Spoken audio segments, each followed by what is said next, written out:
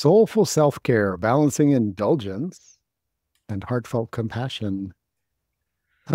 Indulgence, indulging, indulging. I'm Rick from Thriving Now, and I'm here with Kathy Vartuli from the Intimacy Dojo and Thriving Now.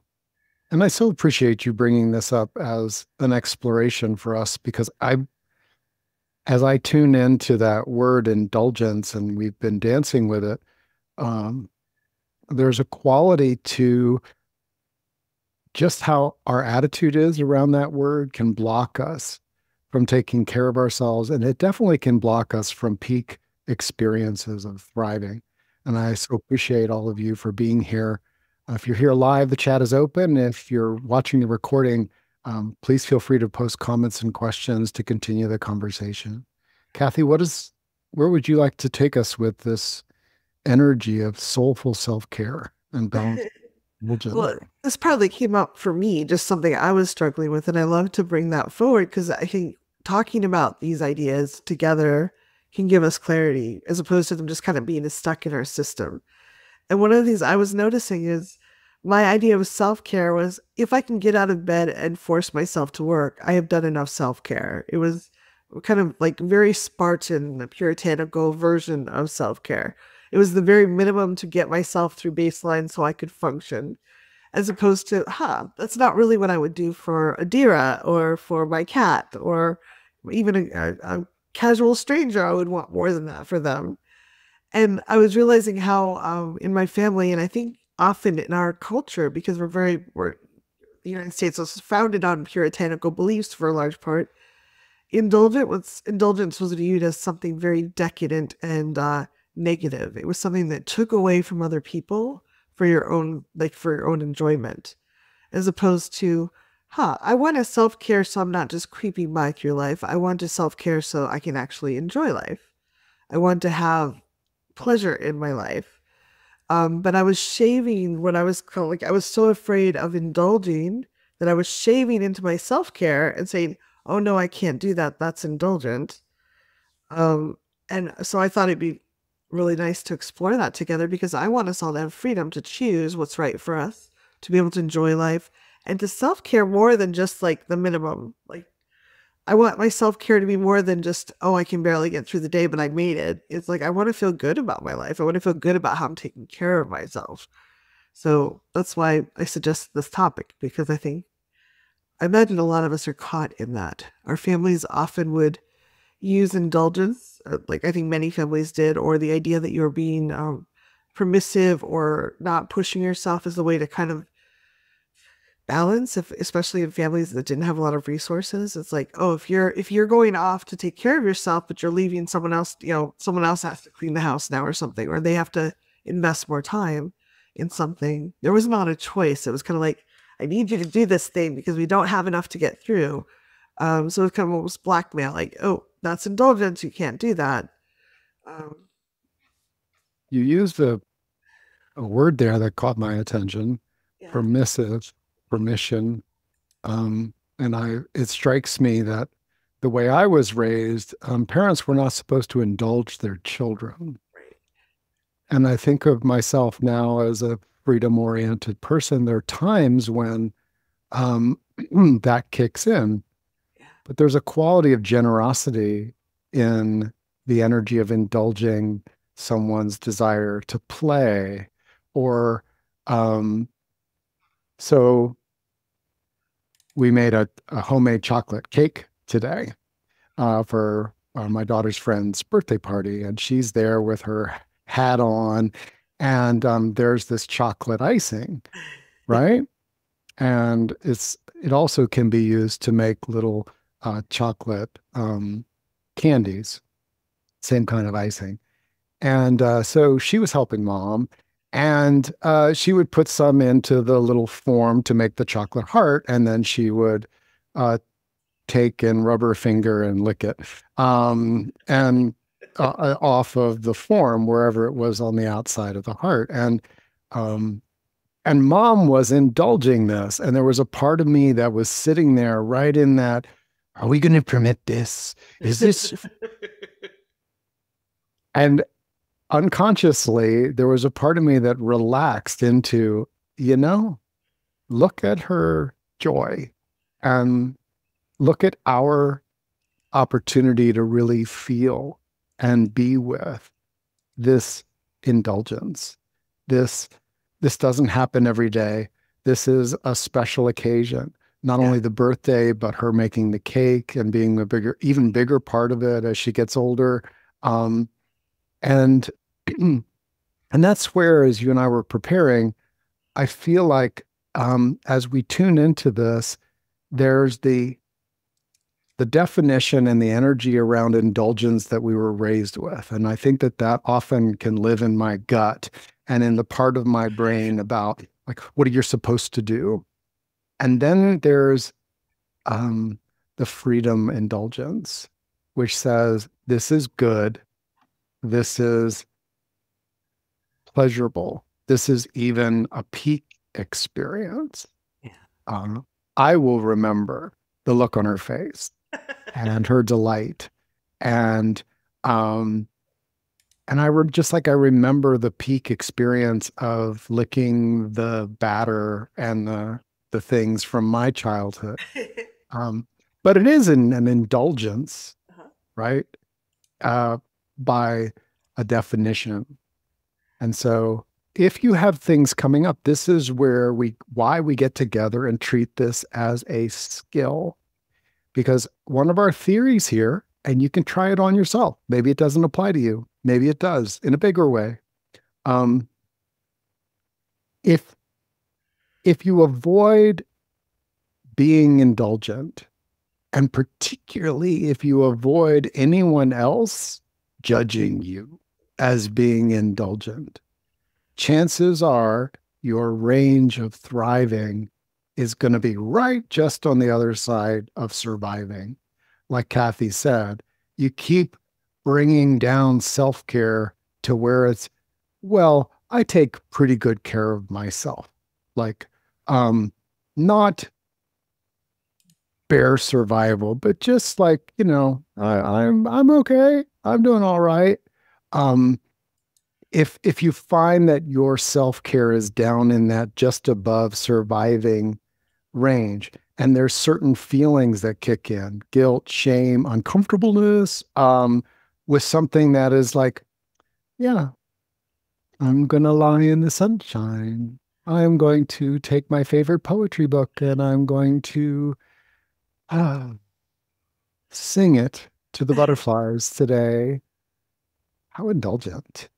Um, and that's something that I believe that we can notice where our upper limits are and use tapping to find a healthier healthier meaning you feel more free, you feel more yourself, you feel like the choices that you're making are not because you've been holding down, holding down, holding down from having any pleasure. And then so, you go, you you indulge in a way that the downstream effect isn't actually good for you. Yeah. That would be a sign to me that the kind of sweet indulgences that are peak experiences, little peaks, bigger peaks, but that are in your sweet spot, um, are being suppressed, skipped over, avoided because of some emotional feeling, some fear. Yeah. I think when you and I were talking about this call, it's like there are people that I love the analogy of I got this from a book on raising children years ago when I was trying to reparent myself. But they use the analogy, if you have a lane in a road, you want to drive sort of towards the middle of that lane. You can steer a little bit back and forth, but you don't want to be so far off into the shoulder that your car is kind of bumping on the driving by rail strips or hitting the trees there. And you don't want to be so far into the median that you're hitting the gravel or the sidewall there. Um, and for me, like self-care, we don't want to be so Spartan with our self-care that we're kind of ascetic, where we're not really giving ourselves what we need. That would be driving all the way over into the shoulder. And then we don't want to be so indulgent. We don't want to be indulging ourselves to the point we're spending money we need for rent on gambling or something, or things that like soothe us sometimes we will forget the consequences of the moment and dive in so that we're driving all the way into the median. Somewhere in the middle, though, I think there's something beautiful that someone suggested to me. What about enjoyment? Like indulgence kind of has that negative connotation, like we're giving into ourselves. And self-care, it kind of like, I think in our society, it's like, oh, if you can get out of bed, you can go to work. Like that, self-care isn't like pampering yourself. It's very like, how can you get up to functional? And that's good enough self-care, which I don't think is actually a good definition, but I think it's what our society often says. How can we find a good median where we're not trying to avoid enjoyment and occasional indulgence, but we're still conscious of consequences, we're still mindful and thoughtful about what we're choosing, and we're not pushing ourselves so hard we're actually depleting our lives? So I think there's something in the middle. And I'm curious, as you're listening to this, what's coming up for you? What thoughts do you have? Are there, things coming for you that like you remember as a kid? I remember being really not feeling well one day. My mom was sick and we'd just come back from a trip and my dad was having us. I think I was 8. We were carrying our stuff up to our rooms and I was feeling really bad. And I lay down on the stairs on the rough carpet and just put my head down. And my dad was like, come on, get going. Your mom's not feeling well. And he was just caught up in life. He didn't notice that I wasn't feeling well, but I was so in the mindset, oh, I have to keep going. That was kind of we worked very hard as kids. It was just, tired was not an acceptable excuse for anything. And I never learned how to regulate myself well that way. I don't notice when I'm tired. It's still something I'll call Rick up sometimes and I'll go, I'm going, like, can I just take the day off? Like, I have to check in to make sure I'm like, is this okay for me? So what are you noticing? Is this something that resonates for you or you found challenging as you've gone through life? Where have you struggled? I'd love to focus there with you. Yeah. I'd like to do a tapping at this point as people think about whether and what they might want to share in the chat. The judgments that we have had directed at us, the judgments we have about ourselves, and the judgments we have of others. To me, that's sort of an ecosystem around us that blocks what you called soulful self-care. Yeah. Soulful self-care is, to me, and this is kind of my sense of it, is tuning in to truly what matters to me here and now for my well-being, for my survival, of course, for my thriving, for my experience of who I am in all of my range. What is my yes? What is my guidance?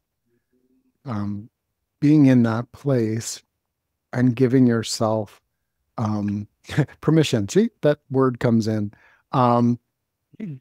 Invitation, acceptance, taking action.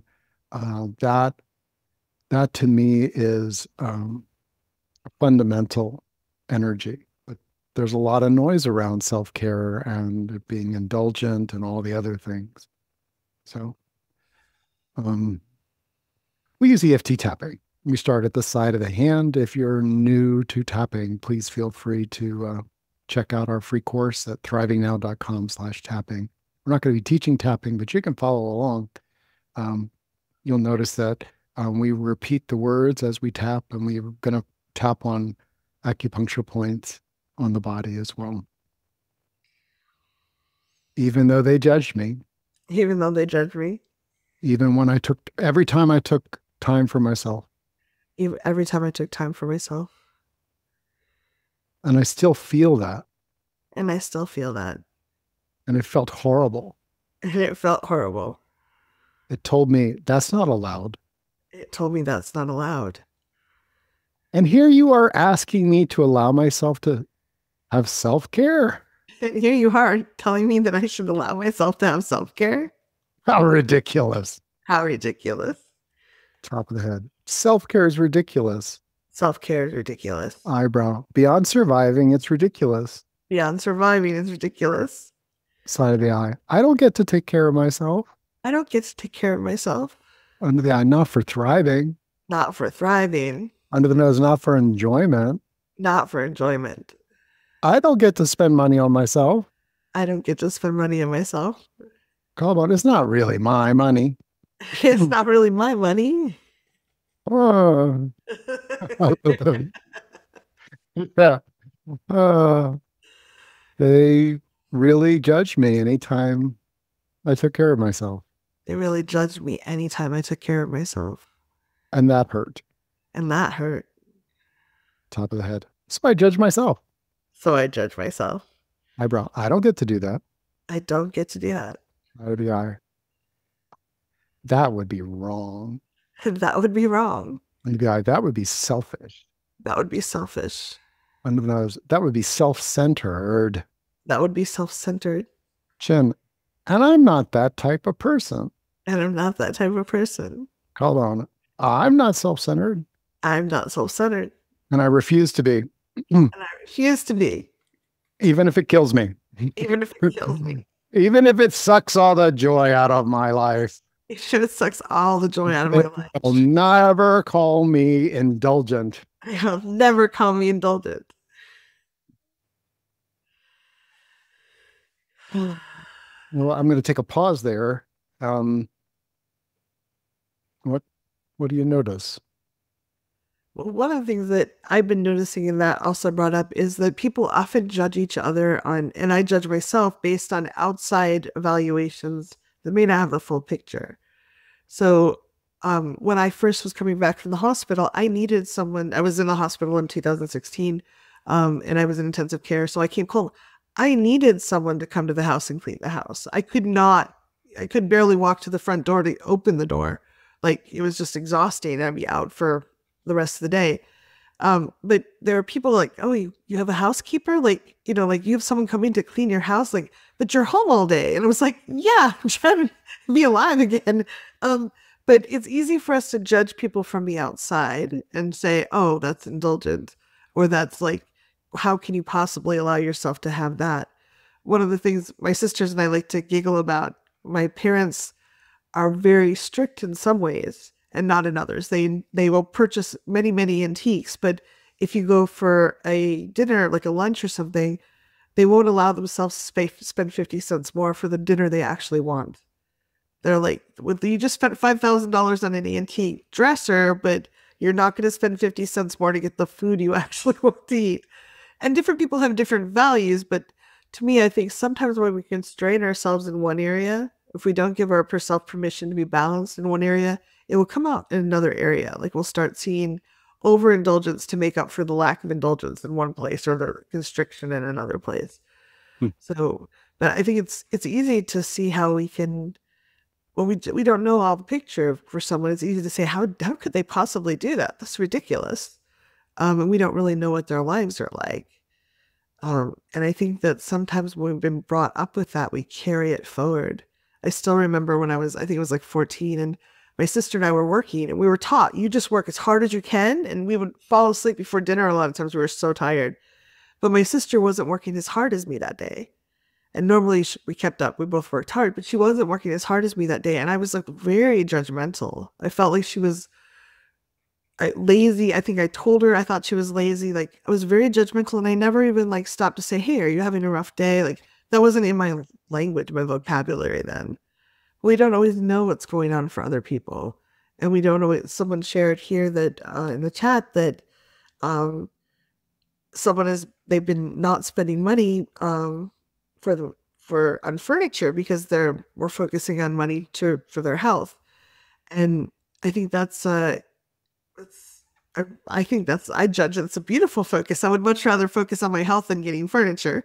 You can have all the furniture, but if you're not healthy, you can't enjoy it. But a lot of us were taught we should spend money a certain way, have a certain, keep up with the Joneses, or we shouldn't spend money on ourselves. We shouldn't spend money on the intangibles that individual people might not all benefit from. Like if it's not for the community or the family, then it's not okay to spend that money. But I think it is. We get to take care of ourselves too. I'd like to do a tapping on the judgment. We've had it heaped on us, and I think being human, I've certainly judged people's indulgences.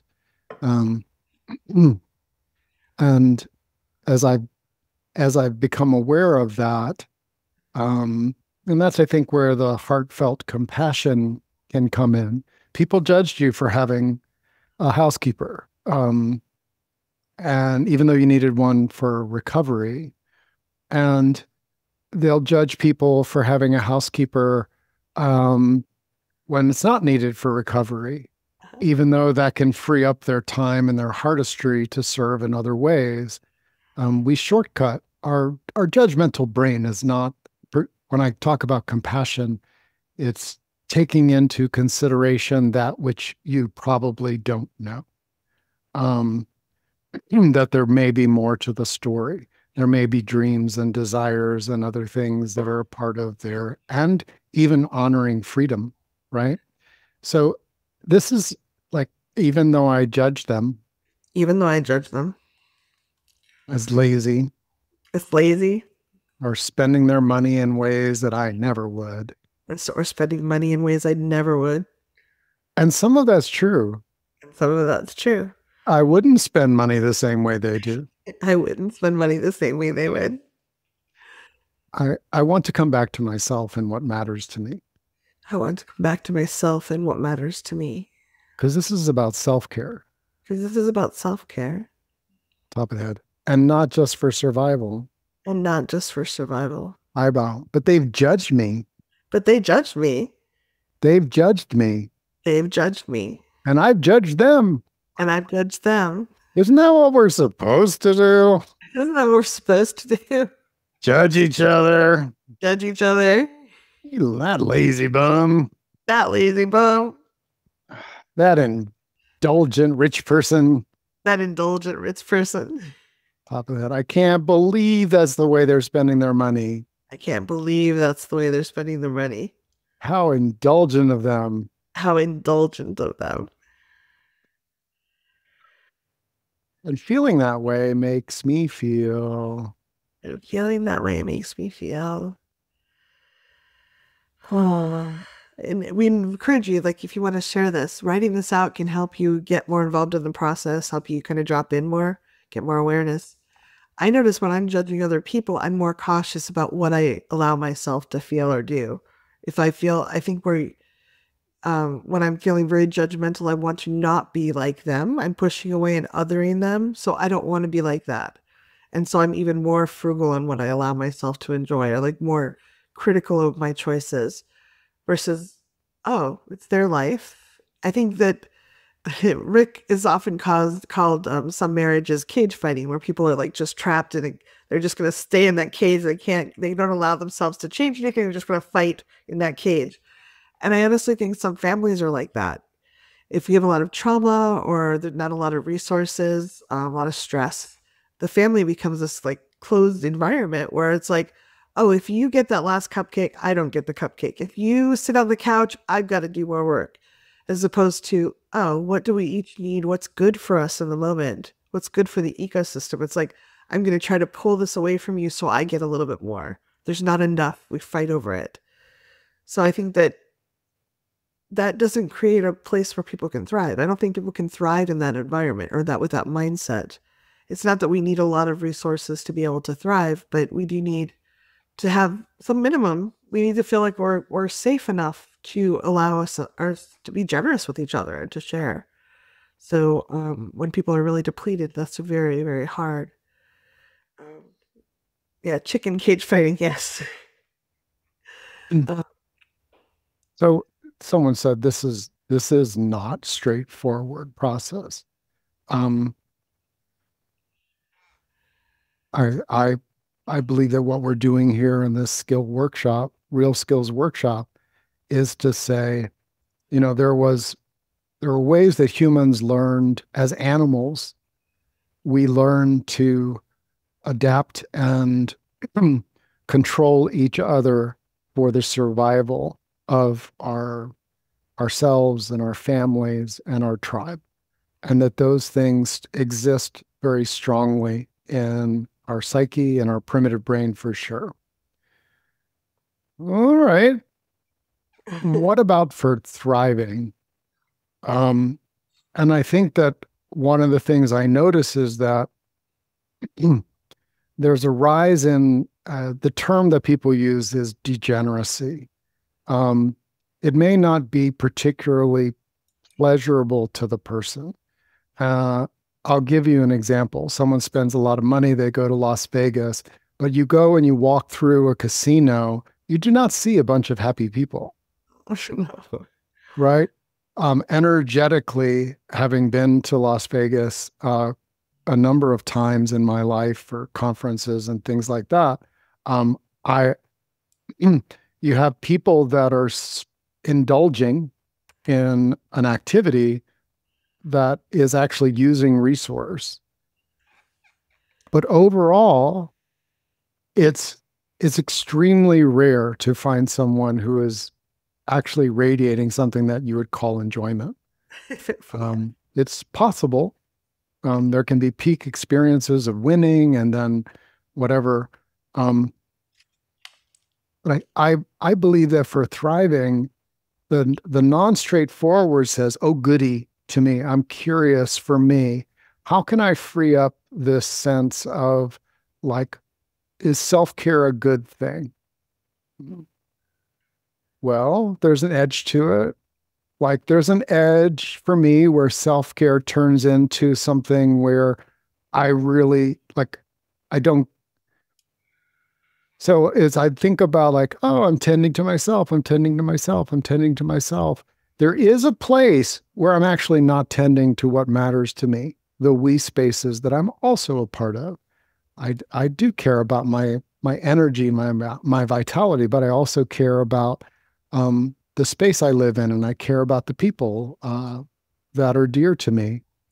And there is a place where self care becomes so predominant that there's no we space tending. I that's a kind of survival mode that people can get into. And I've noticed for those that are really have, they must tend to their self care or they will die. Like they're really on the edge of survival.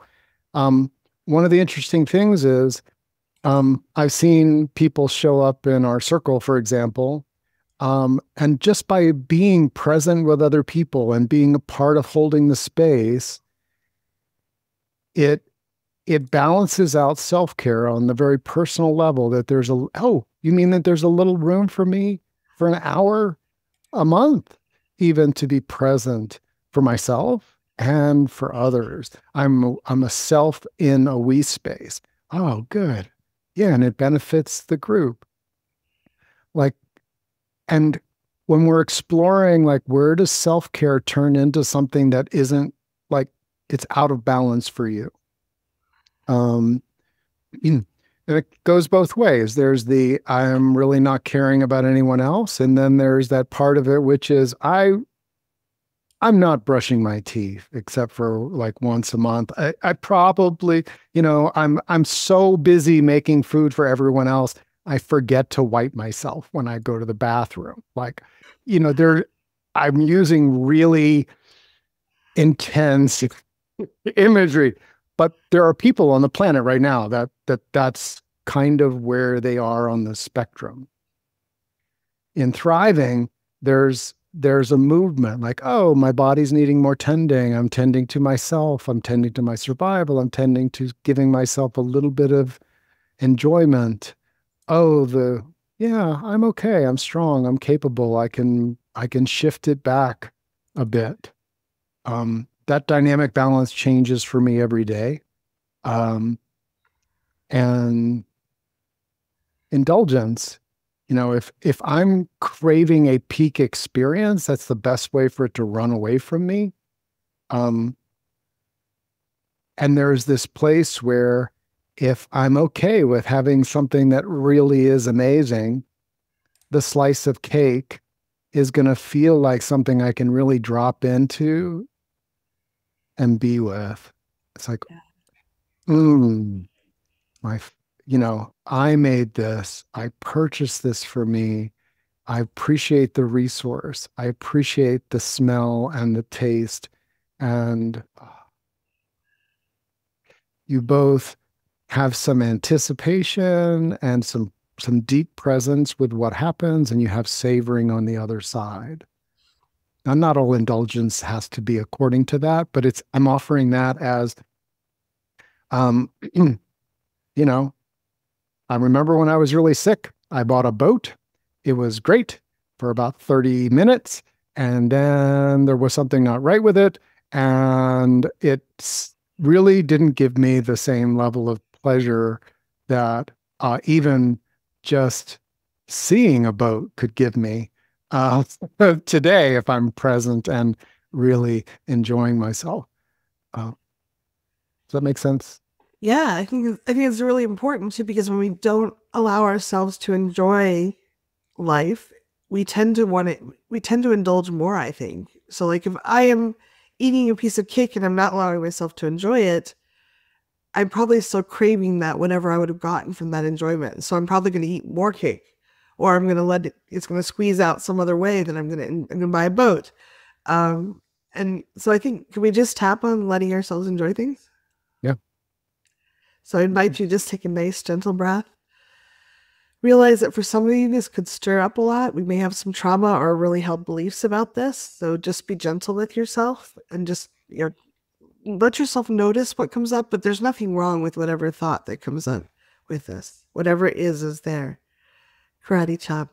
Even though I learned not to enjoy certain things, Even though I learned not to deeply enjoy certain things, I didn't deserve them. I didn't deserve them. I shouldn't have them. Hmm. I shouldn't have them. So I deprived myself of the experience, I deprived myself of the experience, even though I took some of the actions. even though I took some, that's a good point. Even though I took some of the actions, I deprived myself of the experience. The top of the head. I ate the cake. I ate the cake. Eyebrow, but I felt horribly guilty the whole time. I felt horribly guilty the whole time, Side of the eye, and I didn't really let my body notice how good it felt. and I didn't let my body notice how good it felt. Under the eye, I didn't let myself enjoy the taste. I didn't let myself enjoy the taste. Under the nose, that'll teach me. That'll teach me. No, it took a long time to teach me. It didn't Teaching me. actually, yeah, it didn't teach me anything. It didn't teach me anything. Collarbone, I just wanted more cake. I just wanted more cake. Under the arm, because I hadn't enjoyed the cake I already had. Because I hadn't enjoyed the cake I already had. Top of the head, I thought I was doing the right thing. I thought I was doing the right thing. Under the eye, I thought that's what they wanted me to do. I thought that's what they wanted me to do. Side Not of the enjoy eye, it too much. yeah, I thought it was the ethical thing to do. I thought it was the ethical thing to do. Under the eye, but whose ethics was it? But whose ethics was it? Under the nose, and who did it really serve? And who did it really serve? Said no one else got to eat the cake. No one else got to eat the cake. Collarbone, I missed an opportunity to enjoy life. I missed an opportunity to enjoy life. Under the arm, I missed an opportunity to nourish myself with pleasure. I missed an opportunity to nourish myself with pleasure. Top of the head, and I wonder if I could do it differently in the future. And I wonder if I could do it differently in the future. I'm imagining I could. Just take a gentle breath. It's not about beating yourself up for the zillions of times many of us have done this kind of thing. It's just oh, it didn't really, like for me, it was an aha, like me beating myself up and not enjoying it doesn't actually give that experience to someone else. It just deprives me of it. It uses resources for that and that I could have had for enjoyment in a way that's just a way to punish myself. And that's not self-care. That's not actually even ethical, I think. It's just something we were kind of taught to do. If we didn't enjoy it too much, then it wasn't so bad that we had the cake. Well, why? I said.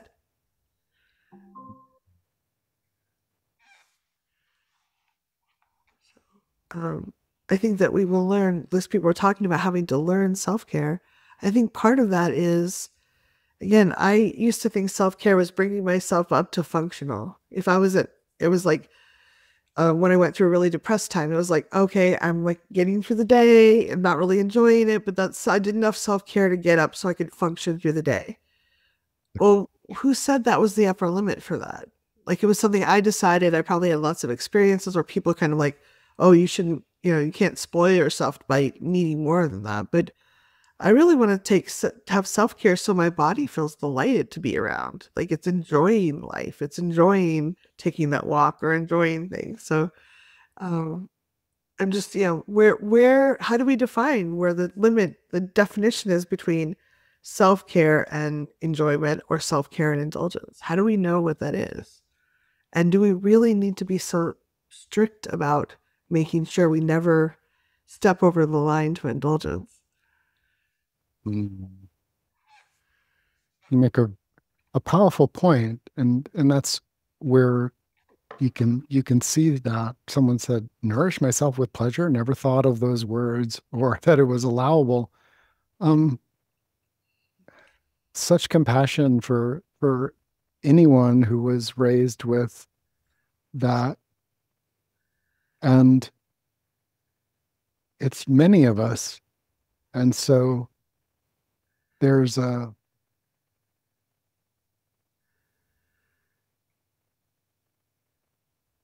self-care has never been my favorite term.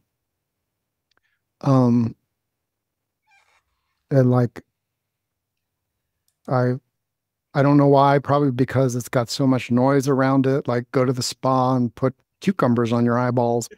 Um, the but there's some energies of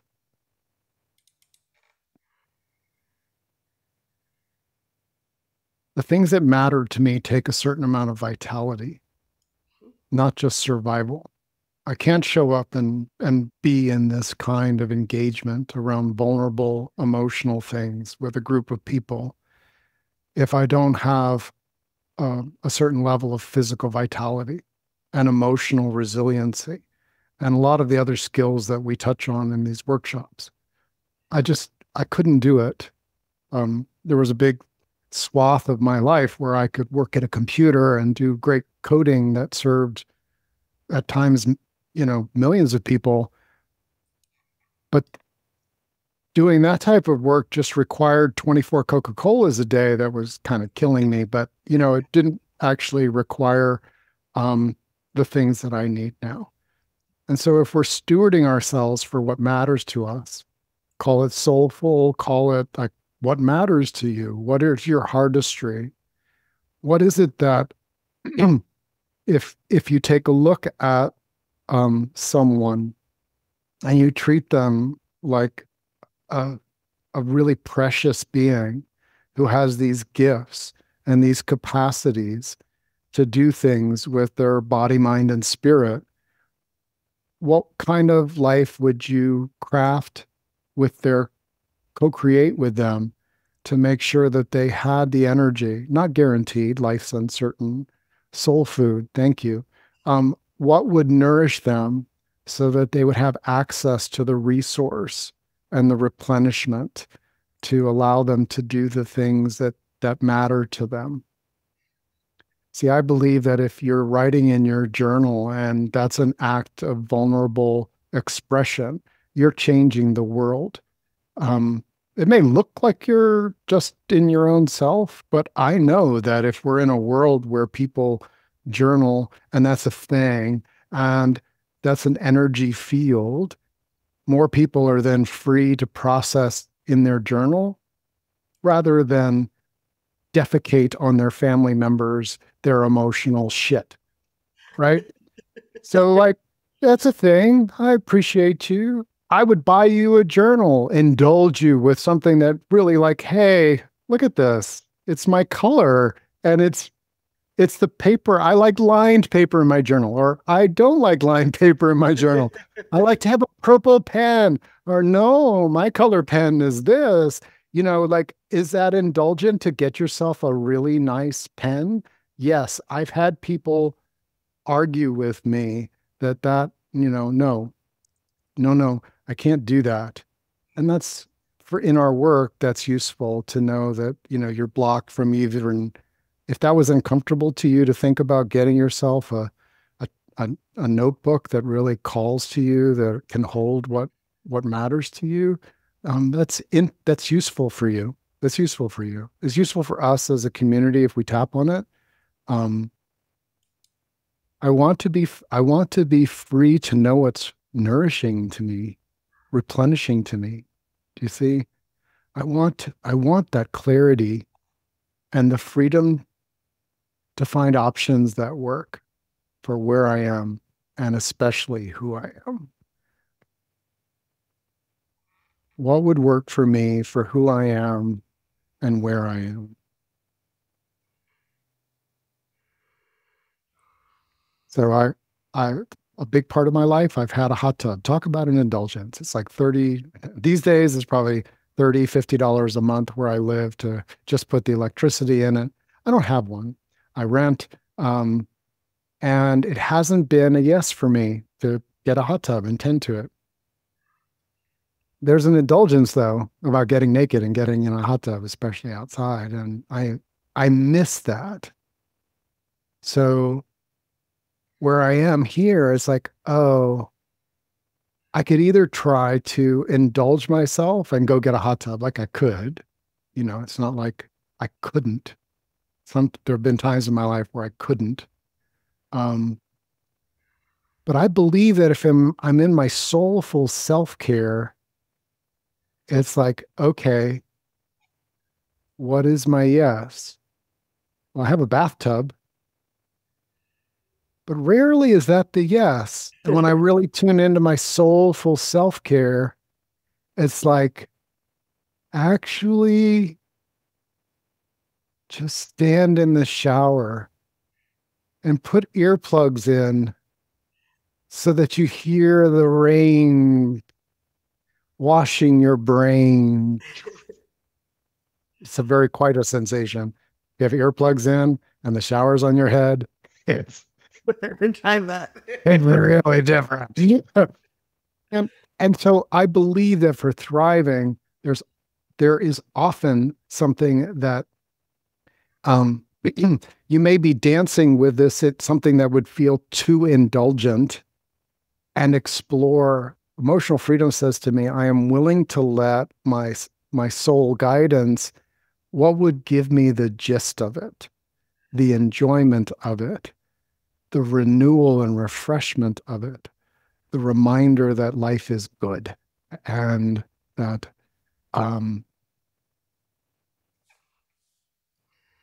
that often takes, I'll just be real. It often takes some tapping and some journaling and some meditating for me to get there where I have that, if it comes up.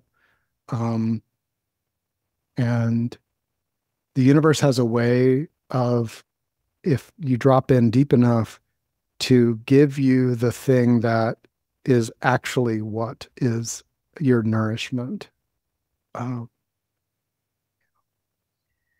Yeah, and I'm curious, like, if you want to tune in, we all have places where we allow more indulgence or more self-care than others. Whether it's food that might be comforting or nourishing, or just kind of like, sometimes I just want some comfort food.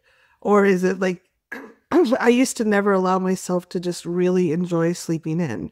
And I've gotten so much better lately. And just like, no, this is my time. I don't have anything I need to do, even though I should be busy in my mind. I'm like, no, this is my time to just, and I've been really letting myself notice how the blankets feel soft and the sheets feel soft, and I can hear the birds outside. Like, it took some effort. Like, I had to build up the muscles to allow that, and to kind of quiet the, oh, come on, you should be taking out the trash and doing the dishes. And like, I have plenty of all day. Like, I'm trying to not book myself silly. And I'm like, I have plenty of time to do those things. I want to just spend an extra 10 minutes just enjoying my body being relaxed and having a space to chill. But that was something I had to grow into.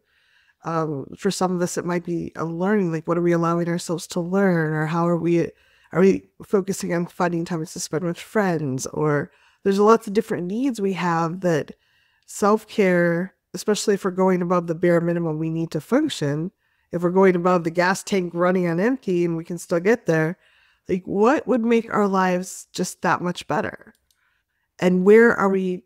Sometimes we get so in the habit, that fish and water kind of feeling, we're not even noticing where we're depriving ourselves. Like, just, I always deprive myself there. I never would spend money on that, or I would never spend time on that. And like, why? Like, we have to notice it before we can change it. We have to become aware of it before there's anything we can do about it. So for many of us, it becomes almost subconsciously we're depriving ourselves of that. So I noticed that when you were sharing about the shower, because I was always taught you to we had 5 of us, 1 bathroom, so everyone had to hurry.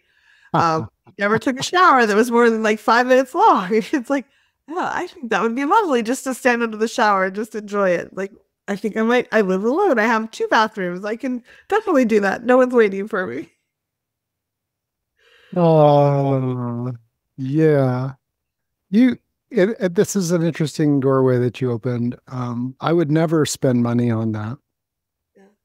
Now, there are obvious ones like there's no you. If you see me buying Lamborghinis, you know I've been replaced by an alien. Okay, you just um. But you do But if like to there's buy things, something you nice keep, car, like but it's like paper. it's matter of fact to me. I don't spend a lot of time having to resist, or like I notice them and it's like, oh, you know, it. If there's something that keeps coming at you that gets your gall that people spend money on it, sometimes that's a clue. It's not a clue necessarily for you to spend money on it, but there can be a clue. So, um, yeah, this is the advantage that empathetic people, I believe, have in these circumstances is that we can tune into if what is the what is the essential experience of that, right? What is the what is, I'm rejecting its expression. Maybe that's not for me. But why do I keep getting it? I wonder why I keep getting attracted to it. Is there something in that um, I actually am craving, wanting, desiring, dreaming that is actually would be nourishing for me? Um,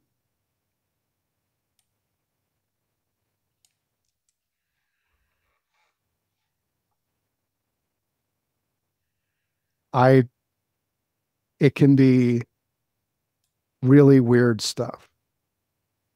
Um,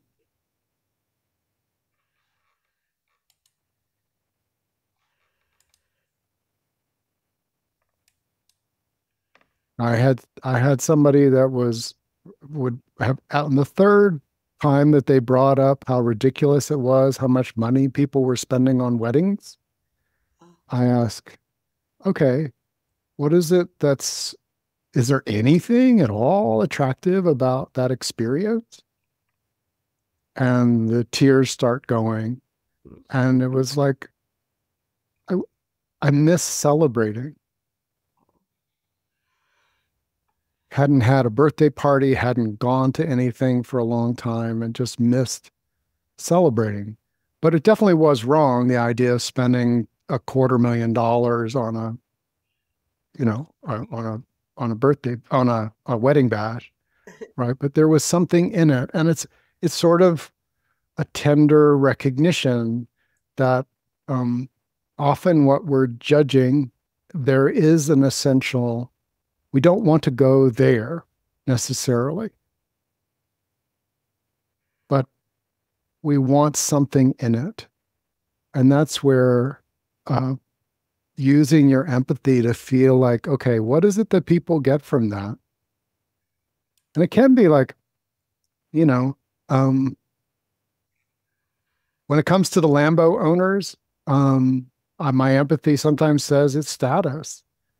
And sometimes it's like they love the way that particular vehicle is engineered. It's like This was made for me. The vibration of the engine, the fit of the seat, the smell of the leather, the now I kind of like the idea of someday having a vehicle that I sit in and it's like, this is made for me. I remember it, 1982 Honda Accord hatchback. When I sat in it, just the feel of it was, it's like, this was made for me, right? Now, if I'm busy objecting to people spending their money this way, I'm missing an essential something like, oh, I like things that are crafted for me. Where would I like that? Well, I'd actually like it with clothes. I'd love it with an office chair. You Mm. know, I use an office chair. Like, I hadn't thought about that before, but that's actually, um, it may be an indulgence. I'm going to tap on this one because the one that's made for me might be more than $89 from Staples, which I've patched up and have a backrest behind because I haven't yet sat in the one that's made for me for a long time. The last one that I felt that was a Herman Miller, I think. I don't even remember what it cost, but it was made for me. I probably spent 6,000 hours in it. Uh, do you see where this can lead? And I think that's where the skill says, oh, goody, I've got this block, or I've got this repulsion, I've got this limit, this upper limit. I don't have to blow it off and give it up. But where does it lead me when I, consciously say, and what would I like more of? Oh, that dark chocolate is such an indulgence, and I haven't been eating it because my health matters to me. Okay. Well, I'm indulging my health. Good. And I wonder what else. I wonder what else could give me that sense. If it's not dark chocolate anymore, what might it be? The poem by Hafiz, you know, but I need to be under a tree and I need to be smelling a flower. I think one of the signals I have that there's a rule like that is if it's always, never, always, like there's, like, I can never ever have dark chocolate again. Well, if I'm allergic to it, sure, I shouldn't have it. But if, like, a small piece of dark chocolate every once in a while is probably not the end of the world. Like, I can still invest in my health and have like, or I can, if I'm really invested in getting up early to work out and I'm not feeling well, okay, this morning I might choose. The difference is it's conscious choice, evaluating not just this narrow thing where I'm starving for something, but like the overall view of my life. If I'm starving for something, our survival brain is just going to be really activated. So if I'm Yeah. really lonely or feeling really low status or I'm feeling really physically hungry or thirsty, I'm not going to make the best decision. I'm going to focus on my survival brain is going to be just narrowly focused on meeting that need. As we self-care a little more and start getting more balance, it's easier to say, oh, I would love that office chair, but it's more important for me to have this experience with Adira, so I'm going to choose to not have this office chair. I'll keep an eye on it. Maybe it will go on sale sometime, but my value is more that I would rather fly out to see Adira than to buy this office chair. So, Mhm. we get a better picture, and I think we balance our lives better. We're not blowing the budget to get this thing that our survival brain was like, I have to have something now because I haven't had it forever. So I think actually when we self-care more, we make better decisions about life in general. Mhm. At that point, we're going to take a 7-minute break. We'll be back at one past or two I'd love to past. hear where you're stuck on different things. We'd love to And help. where you'd like us to lead now, as we go forward. And if you're on the replay again, thank you for being with us. We appreciate you being a member of our community and caring about these real skills. We know that everyone who is looking at this with fresh lenses and fresh attitude changes it for others as well. So I'm going to pause the recording. There's a we did a workshop on sacred decisions, and I think that um, for example, if I'm going to the grocery store, I know it is almost impossible for me to get clarity about um, what would be right for me to indulge in a grocery store. The lighting, the energy, the way that it's marketed, and everything else. And so, if I'm going to go and get something, I want to make the decision away from the place where I'm susceptible, if that makes sense. And so, like, it's true, I have a boundary that if I'm in the grocery store to buy my list, that's what I'm buying. And it's self-care to me to say, I go to hunt my list. Um, and that does not stop me from going and getting a a pint of ice cream. Okay. But it's not it's that's a sacred indulgence in the sense that I've tuned in. My body says yes. I check, I know ice cream, right? Which is my primary, which is my fallback. And then I go and hunt it, get it, and check out. Yeah. And it feels completely different than if I'm depleted by the lighting in the Ingalls and I'm going past the frozen and there's the words ice cream and it goes ancestrally back. I think that my ancestors were the ones that like really got in Nordic, hey, it's a long winter. Let's make some tasty, right? And if I in my life as I look at if I buy in that context, um, even when I eat it later that day or the evening or over the course of the following days, um, it doesn't, I haven't, I haven't put it in the right energetic context. Now, some people, spontaneity, impulsivity is actually a pleasure. It's like, ooh, and they get really good clarity. Like there's a certain way that they go, this is what I want to do, or this is what I want to have. And that, you know, uh, that's not, that's not true for me. I just bought a replacement sofa after 17 years, right? And you could look at it and say, I just indulged in buying a sofa. Here's the thing. I wasn't out looking for a sofa, but I was following my guidance. It was like, turn here, go here for dinner. I was alone. I was just following yes to yes to yes to yes. And there was this nudge. Go, go to that place. Go to that place. Okay, they're closed. Yeah, but look, now that you're in this strip, you can go to that place. And I drove down. Oh, they're probably closed too. Nope, they were open one more hour.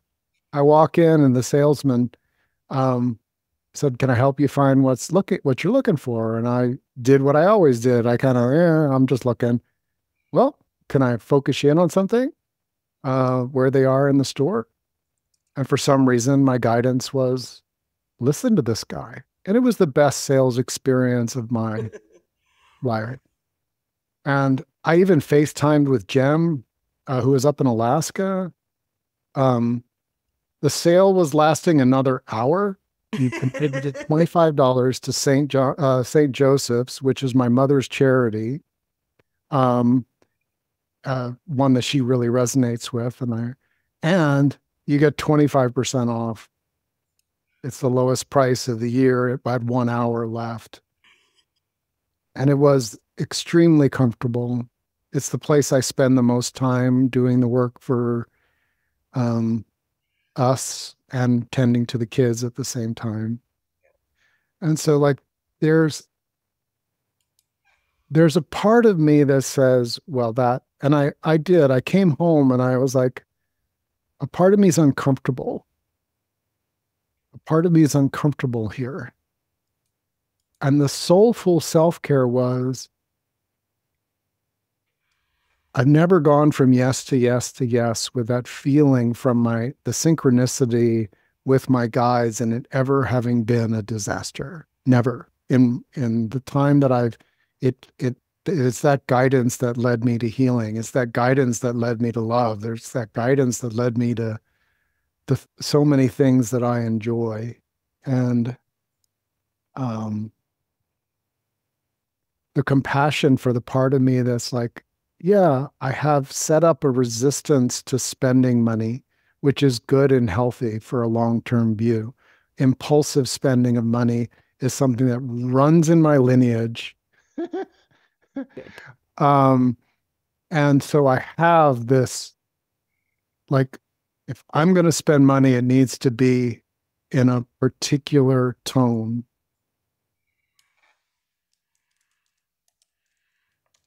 And then indulging that feels like right now, I'm so looking forward to its arrival. You know, it arrives on the first day of summer. The kids get to inherit the current sofa, which is ready for like a year or two of kids just jumping on it.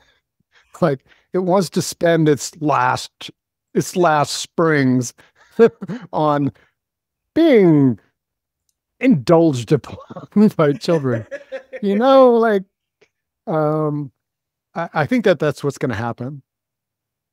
Um, and that's their skill in discerning, which is another concept for thriving, discerning uh, what's my flow here? Am I am I desperate for something? That's usually a time for me to take a pause. Um, is there a sense of unfolding, of rightness? Um, Someone mentioned about like not indulging at the grocery store, no chocolate in the house. Now that we've been talking about it a lot, um, right? And for me, and I'm going to speak to me. If I start getting an aliveness again around something, it's like, oh, I remember the time there was that dance, and it was just the sweetest couple, and they made their own chocolate, and I was I was really hungry and I spent $5 on this little tiny bit. And I sat down in the chair and they poured me some tea. Or actually, it was probably cacao. Yeah, it was. Um, and I just nibbled on that chocolate. So good. Yeah. And if you don't feel like you could spend the money, that may be true. I understand that people are in a place sometimes where that's not.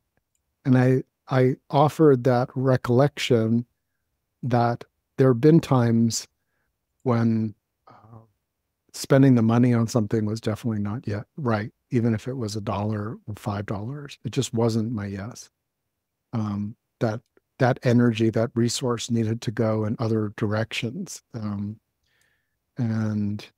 uh, even a year ago, spending the money on the sofa would not have been a yes for me. And so, and a sofa is it's a lot of chocolate bars.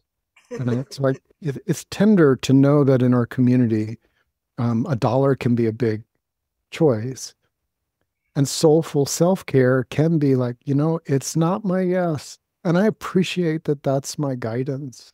Or, I feel fear coming up. And is that true? Is it true that I don't have the $4.27 for that particular chocolate bar that has, feels like it was made for me? Man, I don't have to spend the money. And I don't want to feel like I'm bad or weak or um, anything other than clear that I choose not to spend the money on it. But if I'm holding myself back when I actually do have the money, then it's really my choice. It is my choice of how I want to mindfully use my resource. I am taking care of myself. And I like that about me. And I'm balancing indulgence and the compassion that this isn't my yes right now.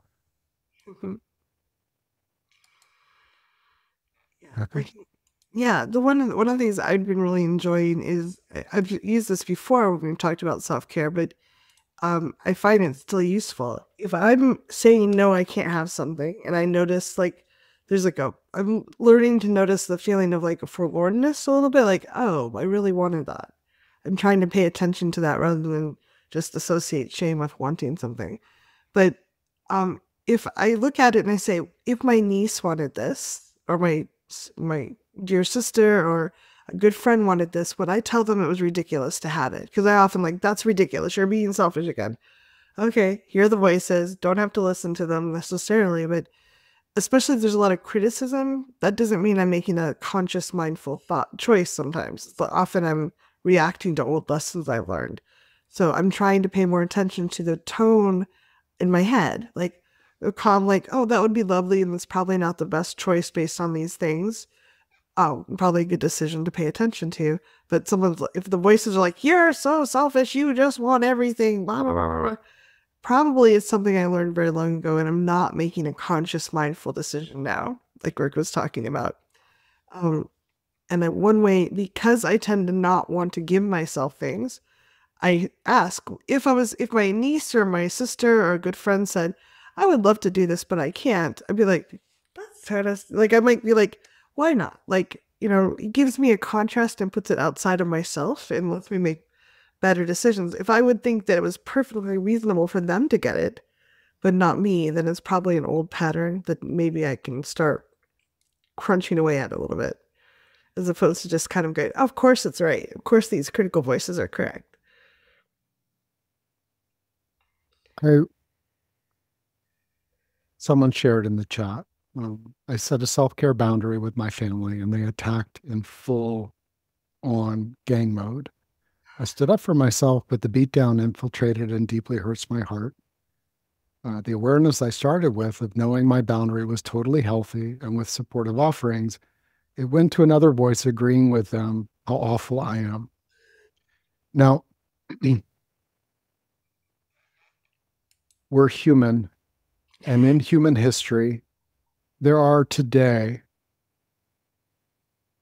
there are tribes that exist on our planet today that if you go out and you are a successful fisher person and you catch two fish and your body says, you know, I need protein to take care of my body so that I can continue to fish for me and my tribe. And you eat those two fish and anyone finds out about it, they will beat you, maybe even to death. If you're a hunter and you go out and you get a moose and you keep that moose meat all for yourself, you could find yourself outcast, deprived of any care whatsoever. In our survival, in, in our survival rules, and for families that are on the edge of survival, many of them are operating from that kind of crude, unevolved. You said, I'm not fully evolved and out of that family dynamic. You're right. You've evolved, but you're in a family dynamic which is operating from that kind of your energy, your life is ours, and we will use our energy to control you and take whatever we need from you. And that's it's a really harsh place to be. I the compassion that I feel is I at least got my clarity and I put it out there and I defended myself. And that tribal part of me is speaking up to try to get me to go back 10,000 years, to be a good family member 10,000 years ago by those rules. And I'm still figuring out what to do with that.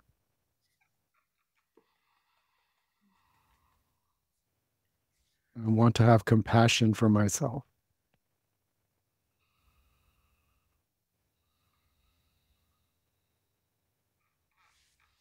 There are many groups of people. Um, Kathy shared stories from her lifetime, so I know stories from now where parents will, you're not dead, go to school. Yeah. You're not bleeding, you're throwing up, get out of the door. Right. Um, and they often treat themselves the same way. My fever's only 102. I have to go to work, right? I'm not in the emergency room. Yeah. What's And my problem? what's my problem? It's hard to know that that is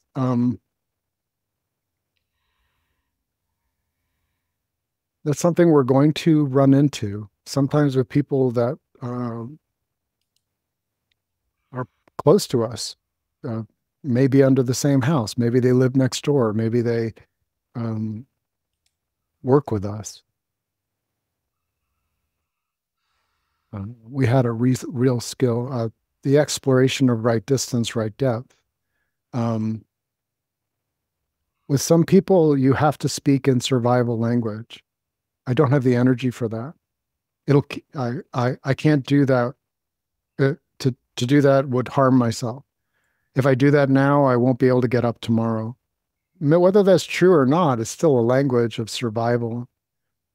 If if that type of excuse, I called it excuse making, but I realized that I used to accent if it wasn't right for me to go to school for all kinds of different self care reasons, I would make myself sick enough in the words I said and the look on my face and things like that.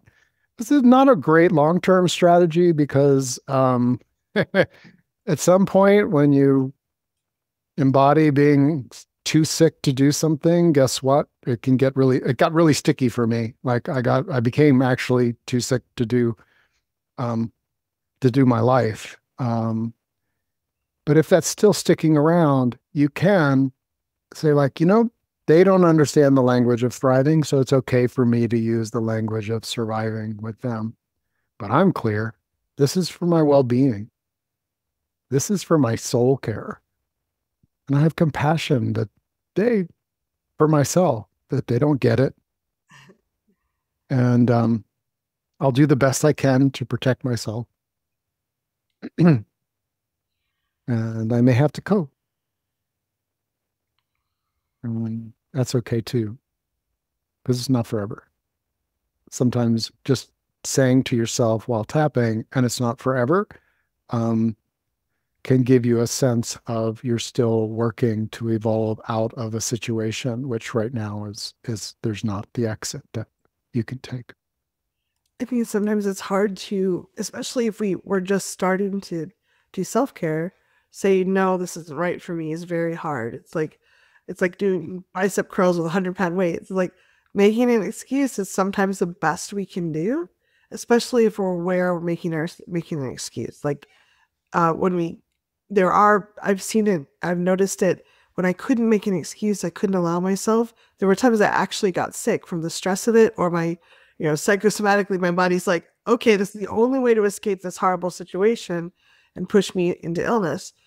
But I think if we can say, hey, I'm going to make an excuse they can understand while I practice and build up my muscles to setting more clear boundaries over time, there, we do the Um, best we can always. Let's just do the best we mhm. can. Yeah, that heartfelt compassion. Anything else that you want to weave in here in our final minutes of this particular workshop? Well, I kind of mentioned it before, but I think if one thing I've noticed for myself, and I'm curious, what other people notice is if I notice I'm overindulging in one place and I can't figure out why, if I kind of step back and look at my overall world, I'm like, I'm pushing myself really hard at work. And then I'm coming home and I want to watch TV for a lot of hours. Like, I'm not even enjoying the show, but I can't turn it off. It's maybe I'm like, I'm overindulging in a TV program because I'm not giving myself enough space at work. I'm not Like, I need to go to the restroom. I need to leave a little, I need to actually take a lunch today. I need to, often when we constrict something one place, it comes out in another place. So kind of just like, okay, I'm not figuring out why I really want to watch this TV program for so long. Like, it's kind of entertaining, but I'm not even paying attention to it, but I can't turn it off. Oh, where is there someplace else I'm kind of constricting myself? Um, and I'm curious about playing more, and I'd love to hear what people think. Like, can we expand our definition of either I'm doing critical self care that's going to keep me functional, like bare minimum, or I'm indulging? Like, you kind of put them right next to each other and there's no way to separate them, versus I want to expand self care definition to include thriving. I want to be able to feel really good in my body. And maybe I can put enjoyment in between indulgent if I'm going to use indulgent as like I'm doing too much of something. If I do it a lot, I'm like, I can, sometimes indulgent's great. Like, I'm going to the spa for a day with the friends and we budgeted for it and we really want to do that. That's fun to have indulgent, but it's not something I would do all the time. But I want to have enjoyment in between those things. Can I enjoy the moment to moment things I'm doing? Can my body feel good? Can I've done enough self-care that I'm not like struggling to get by and can actually enjoy driving to work or enjoy being, laying in bed for a few minutes or enjoy the food I'm eating, whatever that is. I think just if we can relax some of that constriction around that, there's a lot more room for us to, even with quiet everyday things, can we let the enjoyment in? If I'm washing the dishes, can I be present? Like, this is one of the first things I remember Rick talking about when I first, 17 years ago, joined the circle. Is like he was talking about mindfully washing the dishes and just noticing how the soap felt and like how nice it was to be able to, use clean water to wash something and do a good job on it. It was a concept I didn't have because everything was like rush, rush, hurry, hurry. You should enjoy it. It wastes time. But I like feeling fulfilled when I can do the dishes and feel like not depleted at the end. Just kind of actually, I was with myself in the dishes, and now I'm like, I feel fulfilled from the process. So I'm curious about exploring this more because I think our society is pretty tight on the, like just bare minimum on the one side, and anything else is like decadent and probably going to destroy this fabric of society. Mm-hmm. We've often explored the emotional range, and um, the way that you describe that, it adds all of these different complexions of emotional experience in between the edges. So yeah, I want to take care of myself to survive. Like, yeah, definitely. And then what is in this zone? Um, like thriving can start off with, I'm having a good moment, or oh, that's a pretty flower. Um, I really needed a walk early this morning, but I also felt like I was tending to my relationships and myself, what matters to me by sticking around. So I didn't really get out for my morning mile until it was after noon. Um, and I'm sort of driving and I'm really like I'm just got all kinds of energy moving. Um, and I drove up and pulled off the road and there was this little yellow flower. And I now have in my spectrum of enjoyment, ooh, I wasn't expecting that. Surprise. I wasn't. I wasn't expecting that. And that led to walking down the hill and walking onto the path and seeing there was a feeling that these mountain laurel are my friends. We've seen each other a lot. I appreciate them so deeply. They're all kind of like they're an embodiment of thriving amidst, they're twisted and their trunks are interesting. And, there was this one magnificent one that let me borrow some energy of strength and rootedness and was like, oh,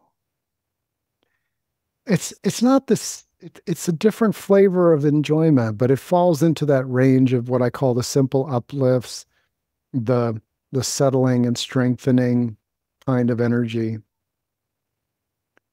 Um, and every step that we do to move, um, to create a range, like, yeah, I know that there's a range out there where I can imagine a version of dysregulated Rick being quite degenerate. I can. Like there's drug addiction and alcoholism and buyingism and financial mismanagement in my lineage, and it's not like it's not in my possibility spectrum. Um, but I don't want to be so afraid of that, that all this other range of, gosh, it sure is nice. It sure is nice to have um, a yellow flower pop up out of nowhere, that you weren't expecting, and to allow that to be there. And I appreciate all of you giving me a space. It's pretty indulgent for me to get to have um, a group of people I deeply care about join me on a Sunday afternoon, uh, and to get an opportunity to engage with you, to feel you, to know that we're in this together, and to indulge in remembering, because I'm savoring that yellow flower and I'm savoring that mountain laurel. I wish that for us, that we get a chance to have simple uplifts and then get to savor them. It's indulgent to savor, hours later. Good. I want to live in a world where we can share what we're savoring, what we want to savor, to nudge our buddy and say, "Hey, I want to savor an experience I had this afternoon. Are you up for that?" Yeah. And imagine that. Imagine that yeah, I want to savor.